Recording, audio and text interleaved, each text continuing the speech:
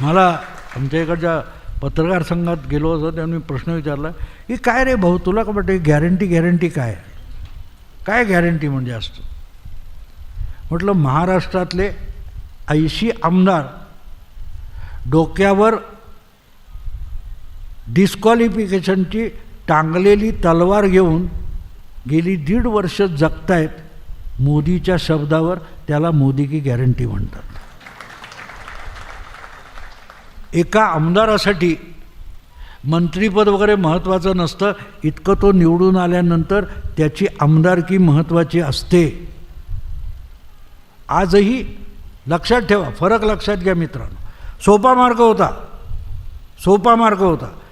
शिंदेंच्या बरोबर 40 आमदार बाहेर पडले होते.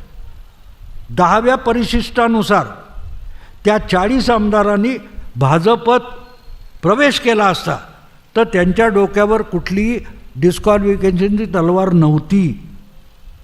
त्यांना कोण सभापती वगैरे कुठला कायदा डिस्क्वालिफाय करू शकले नसते. ते म्हणाले आम्हीच शिवसेना आहोत आणि म्हणून डिस्क्वालिफिकेशनचा विषय आला आहे. त्यांनी हा धोका पत्करला. आणि तुम्हाला आठवत असेल तो गुवाहाटीचे ते व्हिडिओ होते, त्याच्यामध्ये एकनाथ शिंदे सांगले अरे काय यार आपण शिवसैनिक आहे, आपल्या मागे महाशक्ती आहे, म्हणजे आपण डिस्क्वालिफाय होणार नाही याचं आश्वासन महाशक्तीने दिलेलं आहे. त्याच्यावर 80 आमदार विश्वास ठेवतात. आपली आमदारकी जाण्याची शक्यता पाळून देखील मोदी शहांसाठी एक सुप्रीम कोर्टापर्यंतची निवडणूक आयोगापर्यंतची कायदेशीर लढाई लढतात.